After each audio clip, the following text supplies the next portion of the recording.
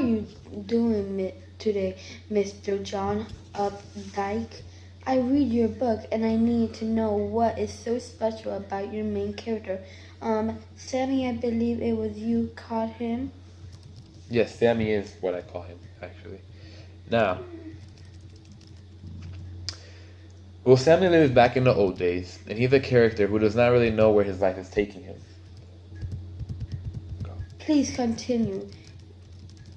Please continue, John. I love stories where characters know do not know in which direction they are headed. It reminds me of Katy Perry's song, Fireworks. Mr. Sammy seems to have been feeling like a plastic bag floating through the wind. Oh, you are so funny, Mr. Baldwin. Yes, well, anyways, Sammy was working at the A&P, which was a mediocre job. It wasn't the best job, but honestly, it wasn't the worst.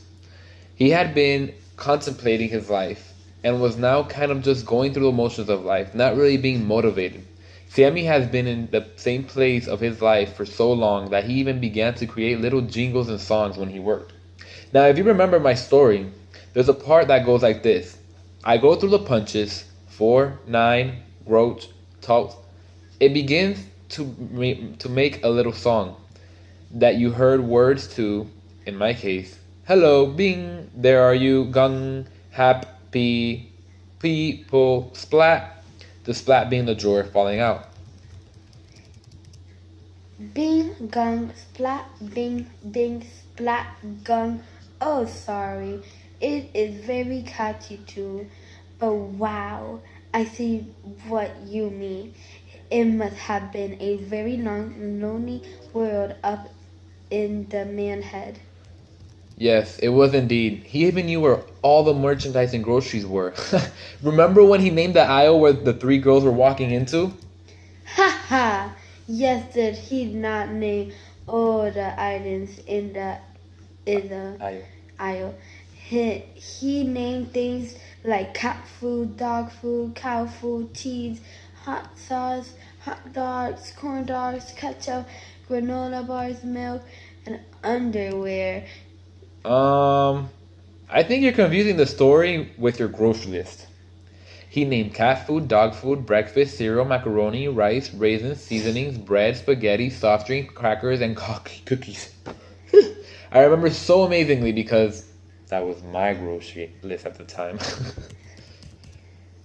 You are one stand-up guy, Joan, but that's enough about Sammy. Tell me about the girl that were wearing the bathing suit. What is up with that? Ah, yes. Mrs. Queenie and her little gang of rich girls. Yeah, well, Miss Queenie is that typical girl that you see in the movies getting everything she wants when she wants it. But she is more than just a character in the story. That sounds weird. Please continue. Well, if you stop cutting me off, then maybe I can continue and finish. But yeah, she demonstrates a life that is extremely different than the life that Sammy has. Like I told you before, Sammy is stuck in his life. He wants out. Sammy describes these girls as being the it girls. Even his friend Stokesi is in love with them. Stokesi says, "Oh, daddy, I feel so faint." He says this after Sammy is watching the girls turn the corner.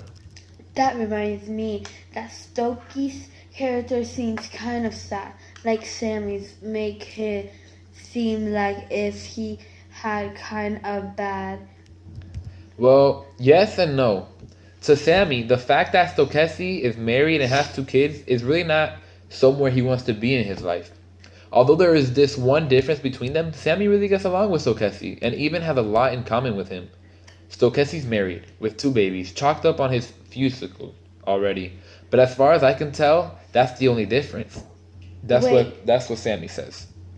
Wait just a minute. Is there another mind-blowing Analogy. Analogy. I can't say it. Analogy. Analogy here between Stokey and his life being the life that Sammy wants? Now you are starting to make me wonder. Great job, Grasshopper. So Kessie's life is the life that is most closely related to Sammy's life. The thing that Sammy does not really like about Stokesi's life is that he is married and has 2 kids. The only thing that Sammy really hates about Stokesi's life is that he wants to be the manager of the place. Speaking of a manager, wasn't there one more somewhat of an important character in this story? What was his name? Angel.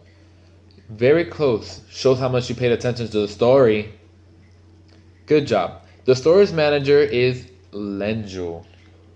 Wait, Lenjo? Yeah, that's it. His name is Lenjo. Really? I just said that. Anyways, Lenjo's part in the story might be as important as Miss Queenie's part. Lenjo is a character that Sammy grows to hate.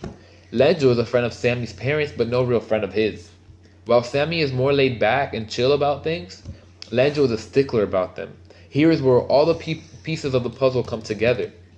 Hey, we've been solving a puzzle this whole time. Puzzles give me headaches. Lenjo is a life that Sammy does not ever want to have. Sammy gives us more input about the AMP and also about Lenjo. His repeating this struck me as funny, as if it had just occurred to him. And he had been thinking all these years that the AMP was a great big doom, and he was the head lifeguard.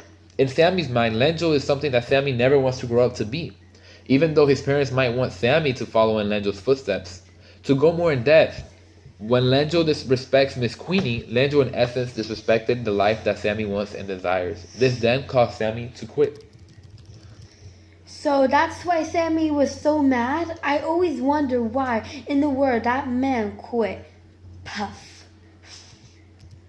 Correct you are, my friend. Unfortunately though, Sammy was doomed to live a life like Stokesi's. I illustrated this by saying at the end, when Sammy hopes to find the girls or his dream life, he only finds the life that Stokesi lives. I looked around for my girls, but they are gone, of course. There wasn't anybody but some young married screaming with her children about some candy they didn't get by the door of a powder blue Falcon station wagon. Wow, amazing. That is quite a masterpiece that you got there. Quite a masterpiece indeed. Thank you, my friend. But that is enough about my amazing story. What about Sunny's Blues? This story seems so dramatic, but at the same time a little sad. Yes, well, Sonny Blue is a story where people find who they really are. It is a love story about 2 brothers. Before you go any further, please break it down for me. Who is Sunny? I see, please. Oh, sorry. Where is it? Haha! Sonny is one of my main characters in the story. He is a man who is introduced to the story as just a druggie with no future, but this story is more than just someone as that does drug that kick that habit. In order to understand my story, we must understand the relationship that Sonny and his brother have and how it changed throughout the story. Ah, I see. Please continue. Let me take you to the beginning. Sonny brother. Big brother about Sonny. Sonny had just recently been caught for doing harness. As they start to realize that things are the way they are. Nothing can really change here. We soon learn that Sonny brother attitude towards Sonny is a little sad. Can you use an example from the story to better illustrate? Maybe a quote? I'm a little lost with all of the Sonny's brother's thoughts. It is a bit confusing. I'm getting to it. Just be patient. The old friend asked Sonny about what was he going to do. Sonny, and he just replied, "What? Oh, you could just say heck. What the heck can I do?" Then the old friend said, "Ain't nothing you can do. can't much how old Sonny no more. I guess the Sonny brother thought it was what I was thinking.